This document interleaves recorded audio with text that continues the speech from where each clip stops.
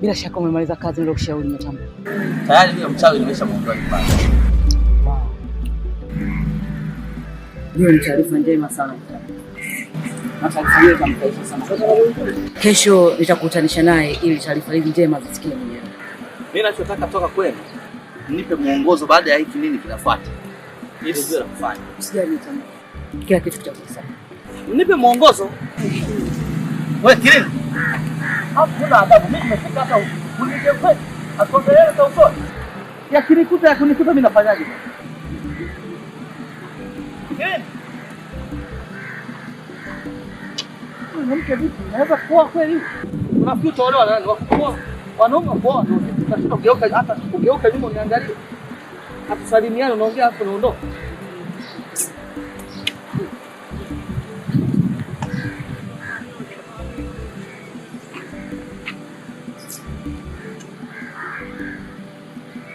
Watu wanazaliwa ni kabisa. Ngazi, horofu.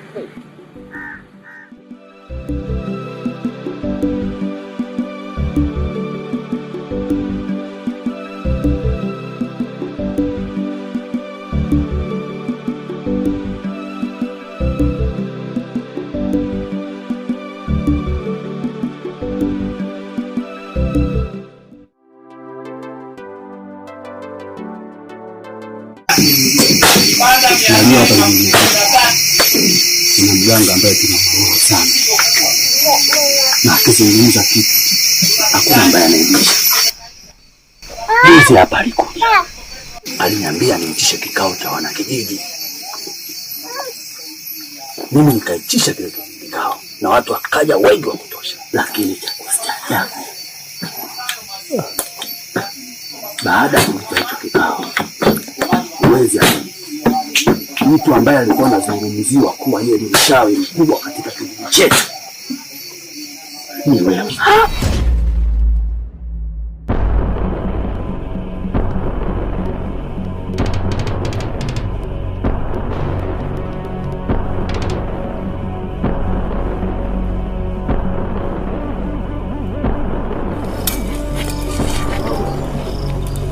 Mwanangu, kama unavyojua tamaduni zetu, mchawi lazima atengwe, na ikiwa kama hakuacha uchawi lazima afukuzwe hapa kijijini kwetu. Sawa, mimi wala sipingi, lakini tunajua serikali yetu inamini mchawi na mimi na mchi wangu, ingawaje yeye ndio mwenye tuhuma. Mimi sipingi, nafikiri tunafanyaje? Lazima nipambane kidogo. Ni kweli, lakini wewe hilo halikuhusu. Achana nalo kabisa. Wewe ni mtoto mdogo tu. Sisi ndio wazee wa hapa kijijini, wazawa wa hapa kijijini. Kwa hiyo hilo swala wewe achana nalo kabisa, wala usilifuate. Umenielewa? Umenisikia? Wewe ni mtoto mdogo sana, hata ubovu wa shingo bado hauja kutoka. Tuachie sisi wenyewe, tutajua tutafanya nini. Halafu ninakwambia, funika kombe, mwana haramu apite. Na mtu akilia anashika kichwa chake, hashiki kichwa cha mwenzake.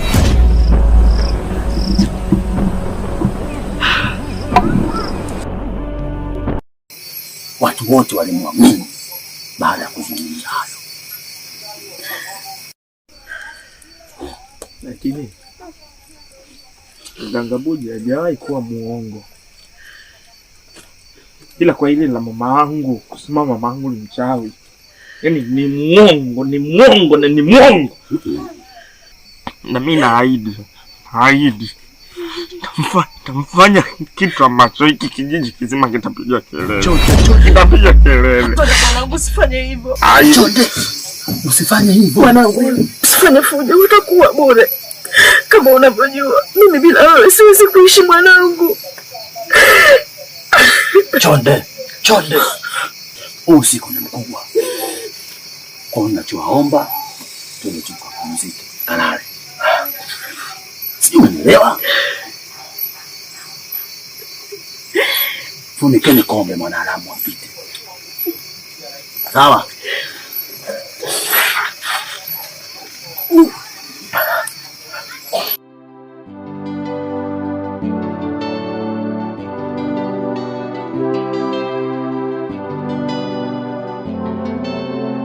Yaani mzee wangu, hakika mmetumiwa na Mungu kunifungua macho. Kwa sababu mimi nilikuwa sijui chochote. Bila nyie, nilikuwa naenda kuingia kwenye shimo kubwa sana ambalo yani sielewi kwa nini. Yaani Mungu amsee bila nyie yani si ilikuwaje. Kwa sababu siku ya kwanza mimi nimepigiwa simu na Kilindi. Kwanza nikasikia. Mwanamke gani ana sauti nzito hata kunizidi mimi? Lakini niwe mkweli. Yaani mmenisaidia sana. Unaiona kazi ya Kilindi hiyo? Amekukutanisha na mimi mpaka umeujua kabisa ubaya wa yule mama. Yule mama ni mbaya sana. Ameua babu yako. Ameua bibi yako. Na hakuridhika. Ameua mpaka baba yako. Sio kwako tu Nyota. Baba aliniambia ameua mpaka mama yangu kutaka yeye aolewe na baba yangu. Nilisikia hasira sana. Na nilipotambua kwamba upo mjini, nikasema lazima nikutafute ili na wewe ujue ukweli wote. Na Nyota Mpya, lazima tufanye kitu zaidi ya hiki ambacho tumefanya. Na niliahidi lazima nitafanya jambo. Lazima Nyota Mpya. Lazima. Inakera. Nyota Mpya. Ndio baba. Wewe uliondoka kijijini ukiwa bado mdogo na ukaishi na baba yako. Sasa ilikuwaje huyu mama akaja kwako? Baba, Mwisho binadamu kufa. Aishi mwisho wake. Kwa hiyo nakuomba jambo moja tu. Kama nitakuwa nimefariki, basi nakuomba uende kwa mama yako. Ukimkuta hajaolewa, mchukue kuishi naye nyumbani. Na ukimkuta ameolewa, basi fanya namna yote uwezavyo kuhakikisha mama yako anaishi vizuri. Ili naye matunda ya sasa hapo moyo wangu ndio utakuwa na amani. Hata huko kaburini nitakuwa napumzika kwa amani kabisa. Sawa baba, lakini utapona. Niamini mimi, sitakubali, lazima upone. Nitahakikisha mpaka umepona babangu. Na kesho nitakuelekeza namna gani ya kufika kijiji anachoishi mama yako. Ila nakuacha na neno moja tu. Mama yako. Baba, usifanye hivyo. Hali yako itakuwa mbaya, utapona. Okay, nishakuelewa, mimi nimekuelewa. Haina shida, lakini kwanza pone. Tunajali kwanza afya yako babangu, utakaa sawa. Sio mimi nimeshakuelewa, haina shida ya mama. Haina shida, lakini kwanza upone babangu, utapona. Utapona babangu. Utapona.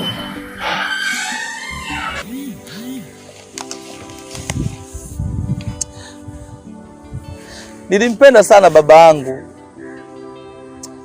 Sikujua atakufa mapema hivi, maana nilimzoea sana. Ilibidi nifanye yote aliyoniagiza ili roho yake ipumzike kwa amani.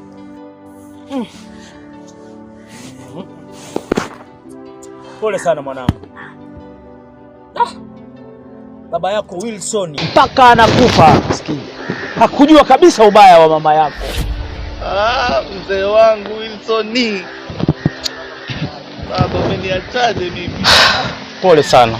Pole sana. Nyota Mpya, tushirikiane kuwapoteza wabaya wetu waende walikowapeleka ndugu zetu. Pole sana. Baba, ungemnyanyua chini hapo. Pole sana mwanangu. Pole sana. Baba. Pole mwanangu. Pole sana mwanangu.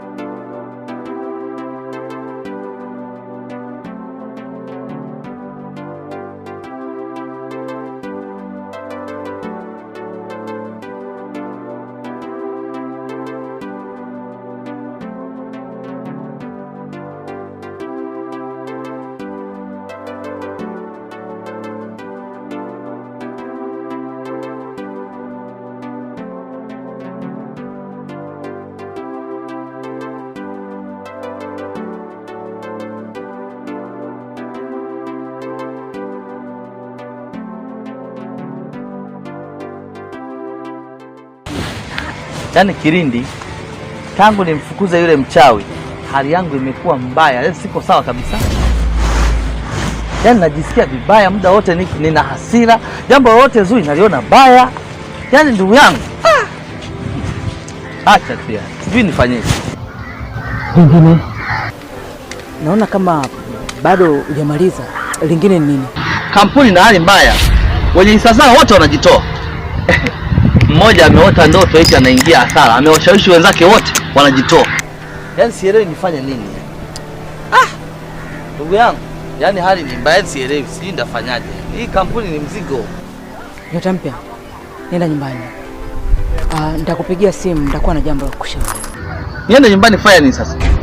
Mimi nimekuja hapa kutafuta kampani. Niende nyumbani fanya nini? Mwisho wa siku ndaua mtoto wa watu yule. Nyota mpya, ukiua utafungwa au utanyongwa. Wewe mwanamke ukoje wewe? Hivi unaweza katongozeka kweli wewe? Mimi nakuja kutafuta kampani, alafu tunakutania kila siku msituni hapa. Naanzaje mimi? Mwanaume hapa hata huna namna ya kufanya. Siri koje hili? Alafu wewe hata mimi nafanyaje yani? Yaani mimi niende wapi? Nimekuja ujiongeze, alafu ni msichana mdogo tutaolewa. Utaolewa wewe kweli? Pumbavu wewe. Toa gari yako mimi nitoke hapa. Pumbavu. Ukoje wewe? Toa gari nipite mimi.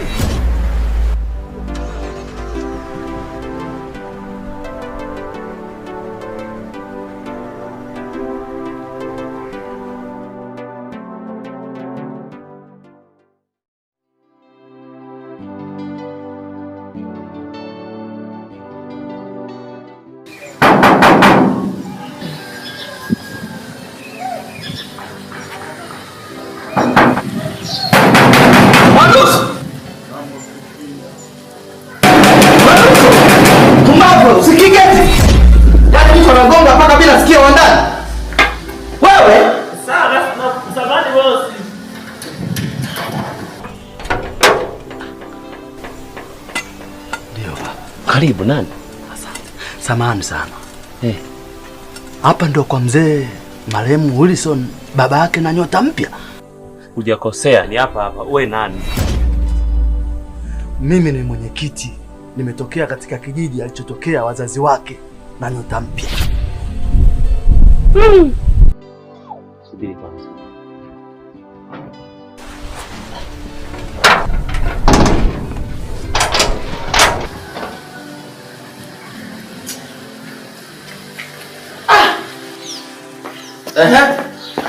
Bosi, huyu mgeni ana shida na wewe. Eti mwenyekiti alikotokea mama yako kule kijijini.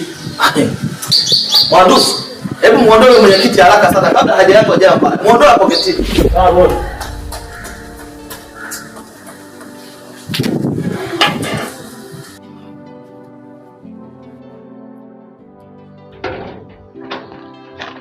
Samani mwenyekiti, bosi amekataa kukuona. Hautaki kuingia hapa. Ndiye jambo liloleta ni lakini tumeelewana. Sawa, jambo liloleta mimi tutapata kitu. Mwambie bwana. Tutaidiana kazi ndugu yangu. Baki kwanza hapa, labda nimuombe. Sawa.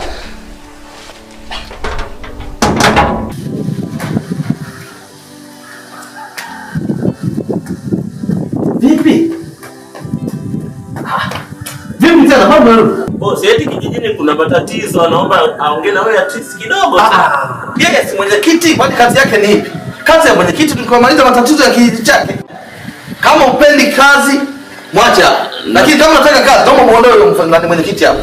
Muondoe mwenyekiti hapo. Ameomba. Mwanduso.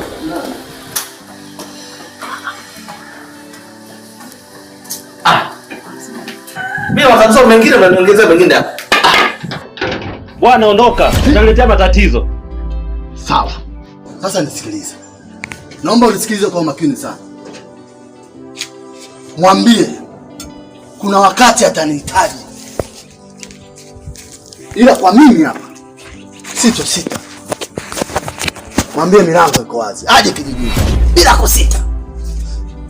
Anasubutu, ananifukuza mimi. Aliyakuwa kuna tatizo kijijini. Haya bwana. Pole sana. Pole. Ondoka. Mwandusu, muondoe huyo mwenyekiti. Namtoa bosi. Bwana toka utajia kazi toka bwana. Muondoe bwana. Bosi. Eti utamkumbuka. Pumbavu wewe. Nimkumbuke yeye ni mzee wangu Wilson. Ondoka. Mimi na matatizo yangu jamani. Siletee mengine. Nataka kutoka hapa sasa hivi. Sawa bosi. Kilindi nachanganikiwa. Kuna mzigo umepotea, alafu huo mzigo ndo nilikuwa nautegemea unisaidie kuinua kampuni. Sasa huyu ananiambia hili, huyu ananiambia hili, sijui ananizunguka, yani mimi sielewi ndugu yangu. Nyota mpya. Unakumbuka nilikwambia nitakupigia simu? Nitakuwa na jambo la kukwambia. Kuna jambo nilikuwa nataka nikushauri Nyota mpya. Kwa sababu hali ya kampuni ya baba yako iliko vibaya na kampuni inaweza ikafilisika. Nilikuwa nakushauri uuze hii gari. Unasema? Wewe, Nyota mpya. wewe nyamaza. Nyamaza. Pumbavu wewe. Wewe sikiliza kwanza. Wewe usinizoee mimi. Umesikia? Hii gari ni mali ya baba yangu. Vitu pekee vya mzee ameviacha. Nyota mpya, ungenisikiliza. Nisikilize kwanza, nyamaza. Usijisahau, umesikia? Wewe ni mwanamke, mimi ni mwanaume. Umesikia? Hatuna ukaribu na wewe kufikia. Umevuka sana mipaka. Wewe hujavuka mpaka kiasi kwamba unanishauri mpaka ni wewe. Hivi una akili kweli wewe? Nyota mpya. Hata kampuni ni mali ya baba yako mzazi. Ukiuza gari utaiokoa kampuni ya baba yako. Unauzaje hii gari? Unauzaje kuuza hii gari? Unauzaje hii ndinga? Unauzaje hii ndinga yani? Hii ndinga unauza hii kweli? Hii gari kweli unauzaje hii? Niuza hii gari mimi sinakumbuka mjini. Wewe mbavu wewe. Tena nakwambia mimi wachawi wao najuana nao, nitamalizana nao. Umesikia? Achana na wewe. Hey.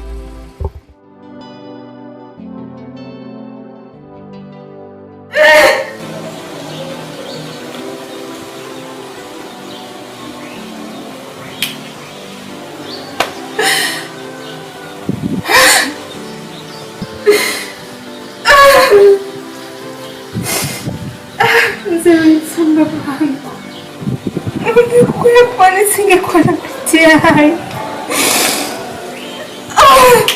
Kumbuka babangu.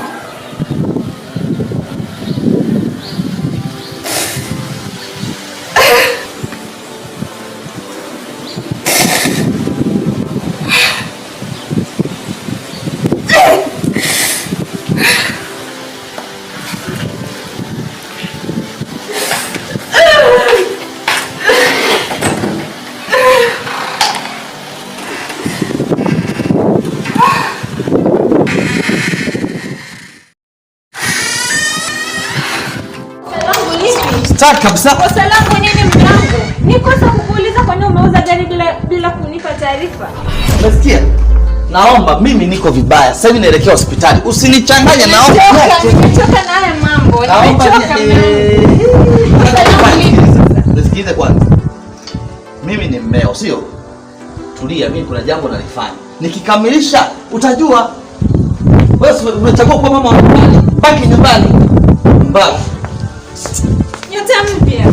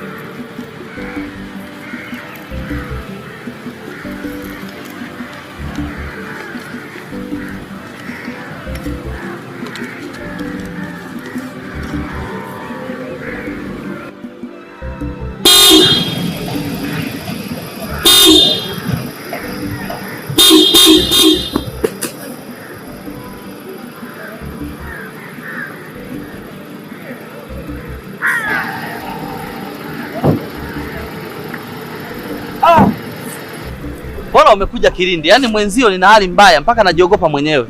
Muda wowote nahisi nakufa. Sasa utaanza kupotea. Ndio. Mbona ingekuwa hiyo? Na kitu kizito. Jana nilijisikia vibaya kidogo. Nikaona nimpigie daktari wangu ili anishauri nitumie dawa gani. Akaniambia hilo tatizo inabidi uje upime mkojo. Mimi nikajua mambo ya kupima mkojo bwana hospitalini mimi huwasipendi. Nikakojoa mkojo wangu kidogo pale nikaubeba niende hospitali. Kwa nini upendi kukojoa vyoo vya hospitali wakati ni visafi na safi sana? Niache kwanza nimalize. Kila mtu ana hobi yake ya maisha. Mimi huwasipendi yani. Kila mtu tumeumbwa tofauti. Niache kwanza nimalize basi. Unajua nimekuja na nini? Basi. Nimefika pale bwana. So amepima mkojo wangu.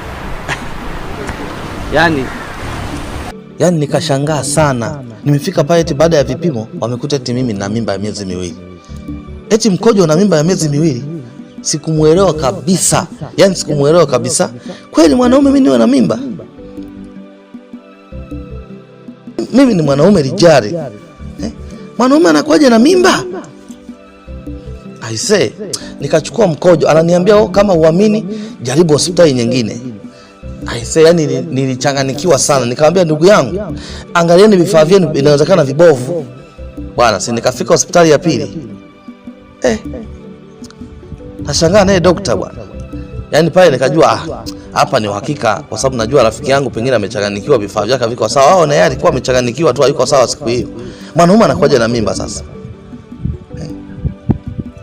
Nimetulia nasubiri majibu.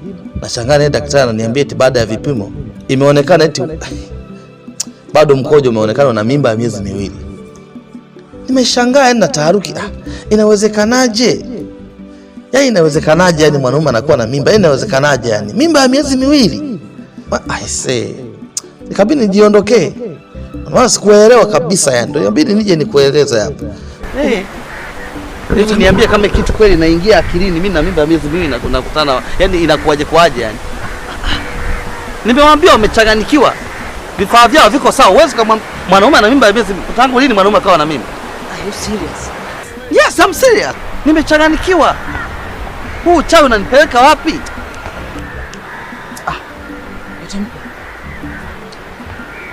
Mama yako anakufikisha baba sasa. Takufa. Na nimegundua mama yako anataka kuhakikishia atafanikiwa.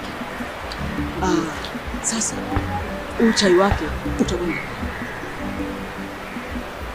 Atafanikiwa kabisa. Okay. Mimi na mtaalamu wangu. Naomba uone. Na yeye akauangalie, akathibitishe. Na kama akisema hivyo, sijua nini. Haiwezekani mimi nakuaje na mimba mwanaume? Huyu mama ananitakia nini mimi lakini? Naomba.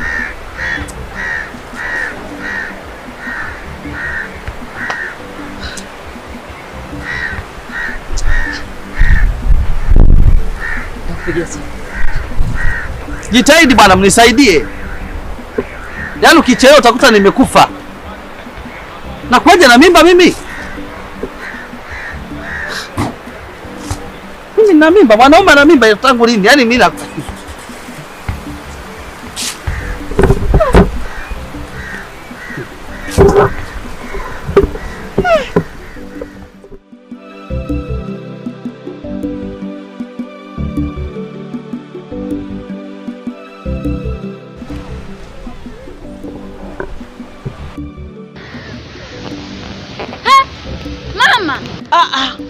Usikimbie, baki hapo hapo. Yaani Vumi mwanangu, unapenda mambo makubwa kwa nini? Umekataa kusoma. Hautaki kufanya kila kitu. Waefeso 6 inasema, Biblia, mheshimu baba yako na mama yako ili uishi maisha marefu. Mama ni Mungu wa pili duniani. Lakini mama, mimi sishakuwa mkubwa sasa hivi. Mungu wangu, ama kweli dunia imeisha. Yaani umekuwa, lakini kumbuka nikwambia, mama ni Mungu wa pili duniani.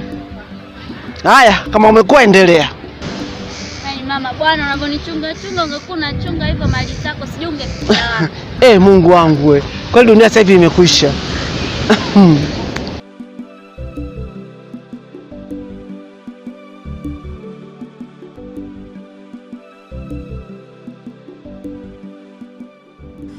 Kilindi, umepata taarifa gani huko?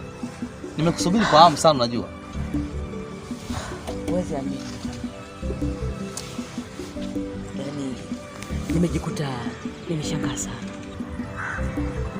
Hata yule mtaalamu nilimwamini sana ameniambia mkojo wako una mimba miezi miwili. Wewe? Kwa hiyo hii issue ni serious? Nimekosea nini Mungu mpaka aruhusu haya yote kwangu jamani? Ni kitu serious sana. Nimejaribu kumshirikisha baba. Baba ameshtuka sana na amesema jambo kubwa, alafu naogopa mimi mpaka naogopa kulala peke yangu. Lazima. Yule mwanamke mimi naona kama sina mtu pale. Lazima.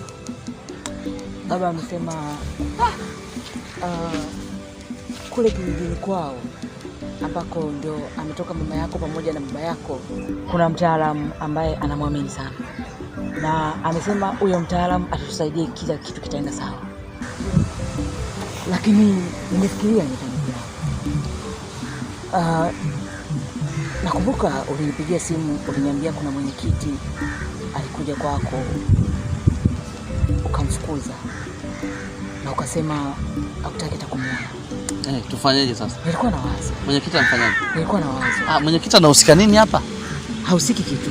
Unajua tatizo lako una hasira na tatizo lako una panic.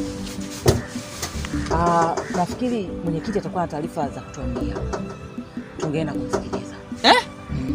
Unamaanisha tukamwone mwenyekiti? Mwenyekiti tumshirikishe hili swala. Nimewafukuza nyumbani, tena tunawafuata kwao. Hivi tutafika mjini? Kilindi, unafikiria kabla ya kuongea au? Unajua nimegundua wewe una panic sana bila kutafakari. Wewe ndo unaongea tu hata ufikirii. Mpaka nimekwambia ujue na maanisha. Yule mwenyekiti lazima atakuwa na taarifa. Tukamshirikishe jambo letu, lazima tusaidie. Sawa, inawezekana ikawa jambo la msaada, itatusaidia. Na wewe mkojo usimekuja nao? Upo kwenye gari. Mimi nafikiri mwenyekiti tutamweleza kila kitu. Kilindi, unataka kuniaibisha. Tunaenda kule kweli, tunaanza mwenyekiti samani, sina nani. Kweli jamani? Kweli? Mimi nafikiri tungefanya hivyo ingesaidia. Sawa, basi nitaongea nao. Hii taarifa ni ngumu, siwezi kuacha, lazima nimwambie mke wangu. Namwambia mke wangu tunaenda kijijini, kiwezekana kama tutaenda wote, lakini ndio hivyo haiwezekani. Lakini angalau ajue tunakoenda ni wapi. Haina shida. Okay, si nikusindikize. Bwana wewe nenda bwana. Nanipa hasira tu nikikaa kwenye gari yako hiyo nakumbuka gari yangu. Yaani wewe ufanyaje sasa?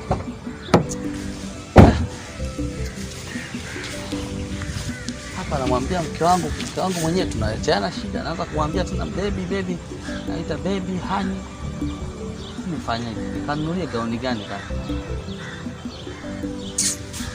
Gauni yenyewe amejaza ndani, tunafanya nini yani?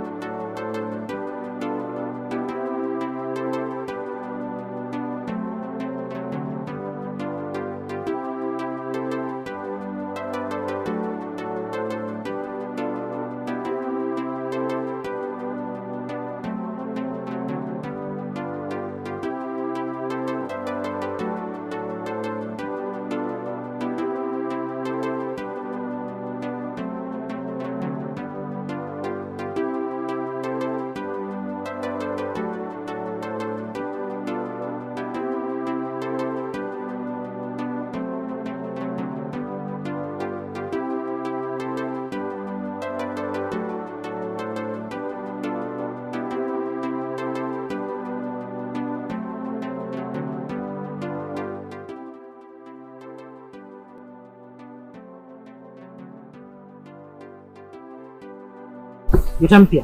Naona wote hao ni wachawi ndio maana wanateteana kupita kiasi. Yes. Naomba tuheshimiane. Naomba tuheshimiane. Mama yako namjua vizuri sana. Tangia kipindi hicho ana ugomvi na mtu yote hapa kijijini. Lakini nashangaa leo nathubutu kuzungumza mazungumzo kama haya. Wewe baada kufa kwa baba yako, tulikuja uliongea vizuri na mamako. Wana kijiji wote walifurahi. Lakini nashangaa tu baada ya kuja umekuja kubadilika ghafla. Alikwambia kuwa mama yako ni mchawi ni nani? Na wewe kaamini moja kwa moja. Kuna mzee mmoja anaitwa Mwanakwea. Mwanakwea? Ndio. Hili jina kwangu sio hili. Baba mkubwa aliwahi kuniambia kitu kizito sana juu ya huyu mtu Mwanakwea. Ni maana gani? Nataka kuniambia kwamba na wewe unajua kile kitu ambacho alifanyia baba yangu na huyo Sauda? Mbona tukuelewe? Mbona sikuelewi? Ili mnielewe. Ukweli wa haya mambo yote anajua baba mkubwa, anajua chimbuko la chini mpaka la juu. Kama mama yako mchawi au sio mchawi. Kuhusu mchawi sio mchawi naelewa. Mimi sijafuata hapa kujua ni mchawi au sio mchawi. Nataka unisaidie, nina tatizo, kuna kitu tumeacha kwenye gari. Mzee wangu. Sasa sitaki maneno mengi. Mimi msaada wangu kwangu kuwapeleka kwa baba mkubwa. Maana yeye ndo anajua chimbuko lote juu ya hilo.